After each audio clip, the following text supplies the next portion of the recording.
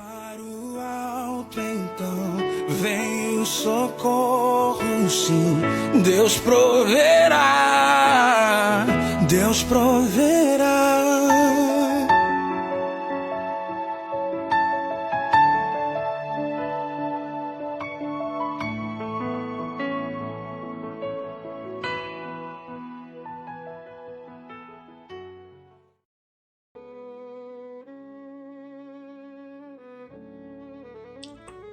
A graça e a paz do Senhor Jesus seja com todos os irmãos. Aqui quem vos fala mais uma vez é Leandro Barro e venho trazer uma mensagem impressionante para os irmãos. Peço para que se inscrevam no canal, aquele que ainda não é inscrito, os que já são inscritos possam ativar o sininho das notificações para serem avisados pelo YouTube quando eu postar uma nova mensagem. Peço também que os irmãos dêem o seu like para que o YouTube possa priorizar as mensagens para que outras pessoas possam ser abençoadas através delas. A mensagem que trago hoje fala sobre entregar sua causa nas mãos de Deus depois de ter feito o que a você é possível. O tema da mensagem eu coloquei: tenha paciência e espere para ver o que vai acontecer. Esta mensagem foi uma resposta que não pedi a Deus em palavras. Na verdade, foi uma direção que Deus me deu, pois eu estava muito inquieto, porque tomei uma atitude em relação à minha causa e me arrependi.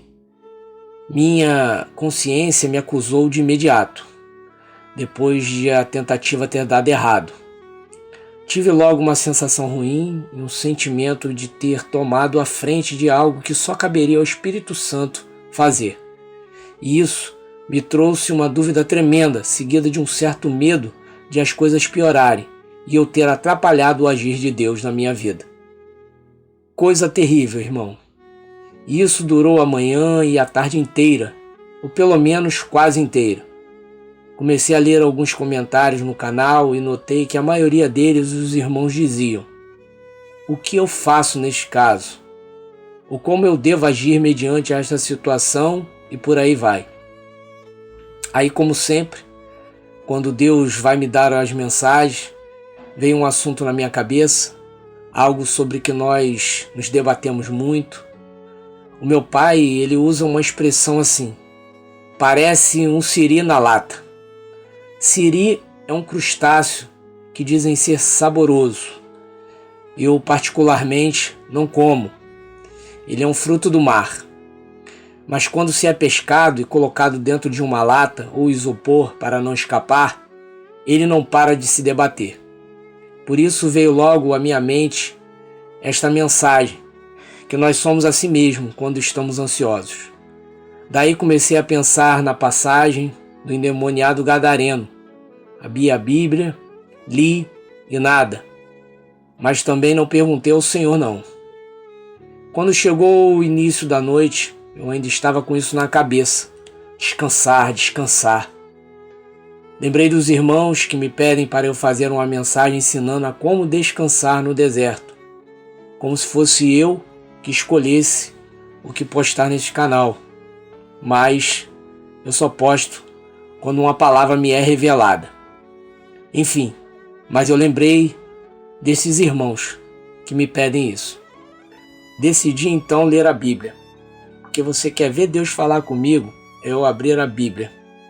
Abri e comecei a procurar passagens sobre estar inquieto, descansar, até que, bum, o Senhor veio e me deu. Irmãos, que alegria me deu na hora. Eu sei que é Deus falando comigo, porque sinto alegria, sinto certeza, e a palavra testifica segundo a minha necessidade. Vai pegando aí, irmãos, quem quer aprender a ouvir Deus. Claro que Ele tem uma forma particular de se manifestar com cada um de nós. Mas comigo, na maioria das vezes, é assim, na palavra. Eu até prefiro, porque assim não tem erro. Deus me deu uma direção tão clara que não tem como nem pedir confirmação. Dessa vez, Ele foi direto. E creio que quem obedecer vai alcançar a vitória da restauração bem rápido. Eu estarei lendo a Bíblia na nova tradução da linguagem de hoje. E a passagem está lá em Ruth, capítulo 3. Só que eu não estarei lendo todo o capítulo, somente os versículos que Deus me deu o entendimento. Diz assim a palavra do Senhor. Um dia, Noemi disse a Ruth: minha filha, preciso arranjar um marido para você, a fim de que você tenha um lar. Você lembra que Boaz, o homem que a deixou trabalhar com as suas empregadas, é um de nossos parentes? Pois bem, esta noite ele vai debulhar a cevada. Faça o seguinte: lave-se, ponha perfume e vista o seu melhor vestido. Depois vai até o lugar onde Boaz está trabalhando, mas não o deixe saber que você está ali, até que ele acabe de comer e de beber. Quando Boaz for dormir, olhe bem onde ele vai se deitar. Então vá, levante a coberta dos pés dele e deite-se ali. Ele dirá o que você deve fazer. Ruth respondeu: vou fazer tudo o que a senhora disse. Ela foi ao lugar onde debulhava as espigas e fez tudo o que a sua sogra havia mandado. No meio da noite, ele acordou de repente, sentou-se e ficou muito admirado de encontrar uma mulher deitada perto de seus pés. E ele perguntou: quem é você? Eu sou Ruth, a sua empregada, respondeu ela. O Senhor é o nosso parente chegado e por isso tem o dever de me proteger. De fato, sou seu parente chegado e sou responsável por você. Mas acontece que há um homem que também é seu parente e é até mais chegado que eu. Fique aqui o resto da noite e de manhã nós veremos se ele quer ser responsável por você. Se ele quiser, muito bem. Mas se não quiser, prometo por Deus, o Senhor, que ficarei com essa responsabilidade. Agora deite-se e durma de novo. Quando ela chegou à casa, a sua sogra perguntou: como foram as coisas, minha filha? Ruth contou tudo o que Boaz tinha feito para ela. Então Noemi disse: agora, minha filha, tenha paciência e espere para ver o que vai acontecer, pois Boaz não vai descansar enquanto não resolver esse assunto ainda hoje. Somente até aí, meus irmãos. O deserto é um lugar muito difícil de se caminhar, porque não se sabe a que direção seguir. Só se vê areia e céu. Não se vê árvores nem montanhas, e as dunas não são confiáveis em se tomar direção por elas, por conta de que o vento as muda de lugar a todo tempo. O povo de Israel eram guiados pelo Senhor através da nuvem e da cortina de fogo, pois sem isso não conseguiriam avançar. Por quê? Pelo simples fato de que o deserto não se encontra ponto de referência. Os desertos que hoje os irmãos enfrentam, além de ser confuso, é um deserto espiritual, ou seja, não pode ser visto por quem não está passando por ele. Por isso se vê tantos conselhos errados, até de líderes espirituais, justamente por eles nunca terem colocado os pés nesse terreno tão castigante e cruel. Ruth estava passando por ele, pois se tornou viúva muito jovem e estaria totalmente desamparada se não fosse sua sogra Noemi. Mulher de dores, que conhecia muito bem o deserto, sabia muito bem como andar e se portar nele. O deserto de Noemi começou ainda com seu marido e filhos em vida, quando por causa da fome resolveram sair de Israel e ir para Moabe sem a permissão de Deus, e por conta disso pagou caro e colheu os piores frutos em sua vida. Vamos ler Ruth, capítulo 1, versículo 1 e 2 e o 13, que diz: no tempo em que Israel era governado por juízes, houve uma grande fome naquele país. Por isso, um homem de Belém, cidade da região de Judá, foi com a sua mulher e os seus 2 filhos morar por algum tempo num país chamado Moabe. O nome desse homem era Elimeleque e o da sua mulher Noemi. Os 2 filhos se chamavam Malom e Quilion. Agora o versículo 13. Noemi diz: o Senhor está contra mim, e isso me deixa muito triste, pois vocês também estão sofrendo. Este versículo 13 mostra a consciência que Noemi tinha do porquê ela estava no deserto. Ela sabia que desobedeceu ao Senhor e por isso Deus a deixou seguir o seu próprio destino, que culminou na morte da sua família inteira. Isso posso falar em outra mensagem, mas aproveito para alertar alguns aqui. Cuidado, meus irmãos, com esse pensamento de desistir e ir para Moabe, hein? Bem, Noemi começou a orientar Ruth e como ela deveria se portar para que a sua condição de viúva tivesse fim e Deus a abençoasse, restituindo sua vida e lhe dando uma nova família. Meus irmãos, é muito importante você ter alguém que lhe oriente, que seja servo do Senhor e que tenha experiência no deserto. Noemi não teve esse privilégio, mas por conta disso, de tudo que sofreu, agora ela serve de guia para Ruth, e uma guia experiente. Noemi sabia como era duro ser mulher na época que ela vivia, ainda mais sendo viúva, amaldiçoada e ainda por cima idosa. Por saber como sua vida tinha sido e ainda era dura, resolveu ajudar sua nora a se casar novamente e assim não passar por tudo que ela passou. Muitos de nós, meus irmãos, estamos passando por este deserto para amadurecer e aprender com as dificuldades. Eu não conheço nada melhor do que o sofrimento para ensinar tanto o ser humano, principalmente o cristão, a entender que ele não é isso tudo que ele acha que é não. Tem pessoas que querem o melhor de Deus, mas não querem pagar o preço para ter isso dele. Quer ver? Eu provo na palavra de Deus, porque sei que tem sempre um assinante que não lê a Bíblia e que quer confrontar esse pensamento colocando um monte de achismo humano nos comentários. Desde já digo, ignorem quem comenta que não tem que pagar o preço porque o cônjuge é safado e etc. Vamos lá na Bíblia então. Com Deus, para você ter o melhor, você tem de passar primeiro pelo pior. José do Egito. Para se ter alegria, é necessário passar primeiro pela angústia. Ana, mãe do profeta Samuel. Para ter prosperidade, é necessário passar antes pela pobreza. Rei Davi. Para ter a cura, é preciso passar pela enfermidade.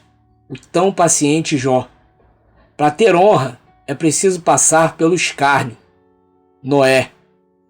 Para ser levantado, é preciso primeiro cair com o rosto no chão. Apóstolo Paulo. E para restaurar vidas, é preciso antes ser traído, e às vezes mais de uma vez. Jesus Cristo. Viram? Então eu não entendo de onde vem tanto crente sem entendimento dizendo que Deus não quer ver ninguém sofrendo. Me desculpe, mas às vezes fico irritado com gente que está no deserto e ainda fica agindo como se estivesse no palácio. Já ouviram a frase que diz que mar calmo não faz bom marinheiro? Eu vou lançar minha frase agora, que é: deserto sem provação não faz um verdadeiro cristão. Vou repetir: deserto sem provação não faz um verdadeiro cristão. Lembre que Jesus também esteve por aqui para ser aperfeiçoado. Então, se ele que foi ele sofreu e foi parar no deserto, me diz de onde alguns tiram essa linha de raciocínio. Eu sei a resposta. Eles tiram da carne. Mas vamos voltar lá para a coisa fundamental para se descansar. Versículo 3. Faça o seguinte: lave-se, ponha o perfume e vista o seu melhor vestido. Foi o que Noemi recomendou para Ruth. Meus irmãos, vocês têm de mudar para alcançar a bênção de Deus. Tem de se preparar, tem de estar exatamente como Deus quer que você esteja, para Ele poder te orientar. Irmão Leandro, então como eu faço para estar como Deus quer? Busque a Deus em primeiro lugar, meu irmão. Dedique mais a oração para se encher do Espírito Santo do que a oração para seu cônjuge voltar, porque você não aguenta mais sofrer. O perfume é uma tipologia do Espírito Santo, e o vestido, a tipologia da nova veste, ou vestes brancas. Ou seja, você precisa estar sendo guiado pela palavra e obedecê-la. Lembram da intimidade que eu sempre falo? Se você é íntimo de Deus, você só ouvirá uma voz no deserto, ou seja, a voz do Espírito Santo. Noemi, que aqui é um tipo de Espírito Santo, ou seja, orienta, guia e capacita. E Ruth tem intimidade com Deus. Nos versículos 3 e 4, o Espírito Santo a conduz através de Noemi e lhe mostra exatamente o que ela deve fazer para alcançar o desejo do seu coração. E Ruth, como eu disse, tem intimidade com Deus. O versículo 5 diz: Ruth respondeu: vou fazer tudo o que a senhora disse. Ela foi ao lugar onde debulhavam as espigas e fez tudo o que a sua sogra havia mandado. Estão pegando o mistério aí, meus irmãos? Não dorme não, hein? Está aí o que eu sempre digo. Estamos no deserto para nos voltarmos para Deus e não para sofrer pelo cônjuge. Deserto não é lugar para se aprender a ser bom marido e boa esposa. Tem gente que acha que é isso. Aí reconhece que vacilou um monte quando estava casado ainda, que não foi bom marido ou não foi boa esposa, que negligenciou o outro quando este só queria atenção, que foi impaciente quando o outro só queria saber se você estava passando bem ou não, que se desviou quando o outro queria te dar um abraço e que queria dormir quando o outro queria fazer vocês sabem o que, né? E agora acha que porque reconheceu seus erros, Deus tem de restaurar. Quem nunca ouviu ou já falou: se Deus me der mais uma chance, eu vou fazer tudo diferente? Mentira, vai nada. Ainda bem que Deus sabe que se der seu cônjuge de volta só porque você reconheceu seus erros, você vai ficar bem só nas primeiras semanas. Depois vai voltar a fazer pior ainda. Sabe por quê? Porque houve o reconhecimento e o arrependimento, mas ainda falta a transformação. E Deus sabe muito bem disso. Os 2 primeiros aprendemos logo no começo do deserto. E isso depende de nós. Já o último estágio é mais demorado e só depende de Deus fazer. Ruth se deixava ser conduzida sem questionar e sem fazer do seu jeito. No final do versículo 6, diz que ela fez tudo o que a sua sogra havia mandado e do jeitinho que a sogra mandou, meus irmãos.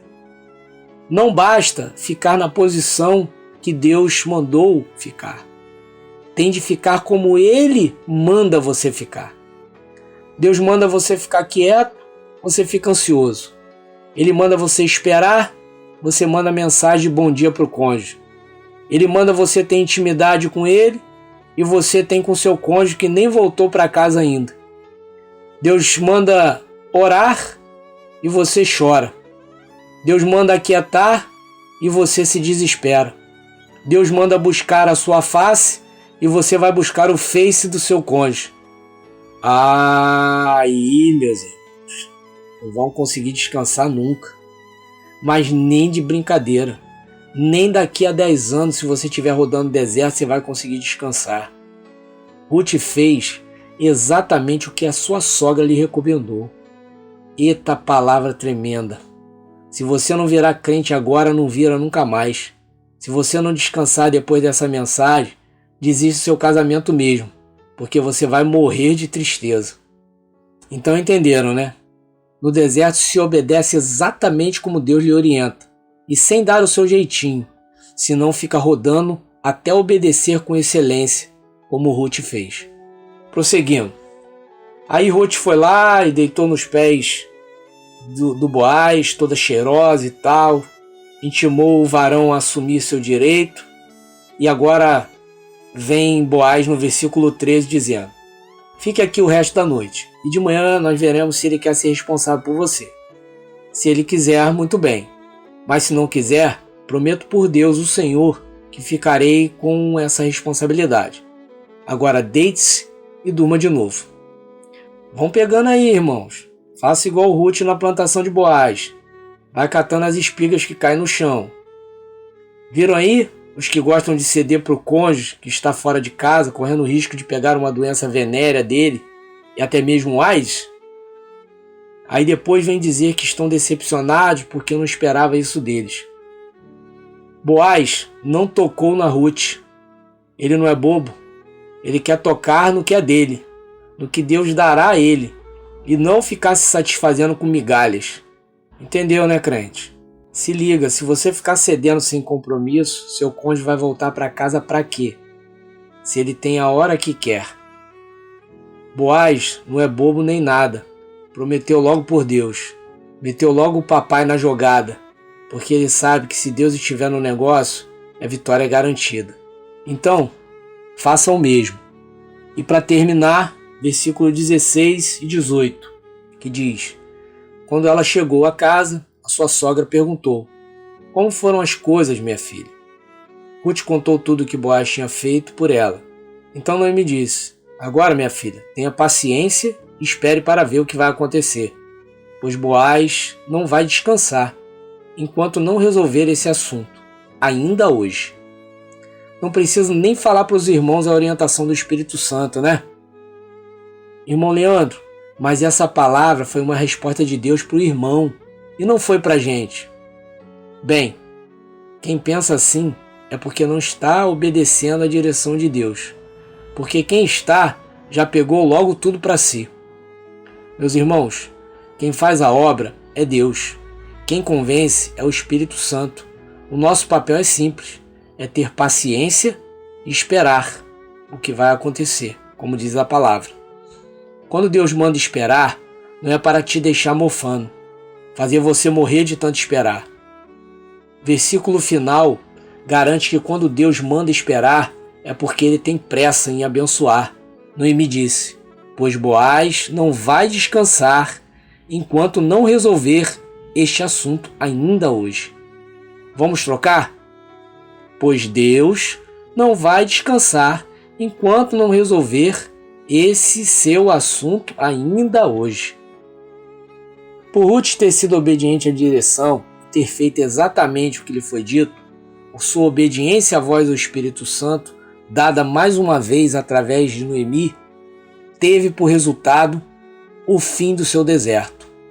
Vamos ver lá em Ruth 4, versículos de 11 a 16b, que diz: E as autoridades disseram a Boaz: O Senhor faça com que essa mulher que veio para o seu lar seja como Raquel e Léia, que deram muitos filhos a Jacó, tornando-se assim as mães da nação israelita. Que você seja rico e famoso em Belém e Efrata. Que os filhos que o Senhor lhe der neste casamento façam com que a sua família seja como a família de Pérez, filho de Judá, e de Tamar. Então Boaz levou Ruth para casa para ser a sua mulher. Eles tiveram relações e o Senhor deu a Ruth a bênção de ficar grávida. E ela deu à luz um filho. Noemi pegou o menino no colo e cuidou dele. Ao vê-lo, as mulheres da vizinhança diziam: Nasceu um filho para Noemi, e lhe deram o nome de Obed. Obed veio a ser o pai de Jessé, que foi pai do rei Davi. Aleluia, meus irmãos. Aleluia. Eles tiveram um casamento abençoado, cheio de profecia. E o resultado deu em quê? No rei Davi. Quem descansa e espera não vai demorar a receber, meus irmãos. É promessa de Deus. E a confiança nessa promessa rendeu a Ruth não somente um filho, mas o filho. Pois Obed foi pai de Jessé. E Jessé foi pai de quem? Do rei Davi. Agora dá para entender de onde vinha tanta obediência assim da parte de Davi, não é mesmo, meus irmãos? Ruth não somente recebeu a sua bênção, como foi muito além do que ela esperava. E isso também é uma promessa para vocês, meus irmãos, que a restauração do seu casamento será muito além do que vocês esperam. Mas só será assim para quem obedecer exatamente, sem tirar nem pôr, a palavra de Deus. O segredo está em buscar intimidade com Deus, ou seja, obedecer a tua palavra. Por isso que eu sempre digo aos irmãos: busquem ao Senhor, paguem o preço para ser cheio do Espírito Santo. Tem que orar pelo cônjuge? Tem, mas isso não é a prioridade, não pode ser a prioridade. Senão você vai morrer no deserto, vai ficar rodando e não vai alcançar o que Ruth alcançou. Fique os irmãos na paz de Cristo. Essa foi a mensagem que mais encheu de esperança o meu coração e me deu mais ansiedade em compartilhar com os irmãos, pois tudo que Deus me dá, eu compartilho e faço isso com amor à obra do Senhor. Tenho satisfação e alegria em servir com excelência ao meu chamado na palavra. Continue firme, não pare. Depois dessa palavra, creio que em breve muitos estarão dizendo: eu lutei por você. Mas enquanto isso não acontece, e creio que por muito pouco tempo, continue profetizando no mundo espiritual, pois a sua voz está cada vez mais audível ao seu cônjuge, pois Deus já o está aproximando um do outro. Seja forte e corajoso, e continue dizendo no mundo espiritual: estou lutando por você. A graça e a paz do Senhor Jesus.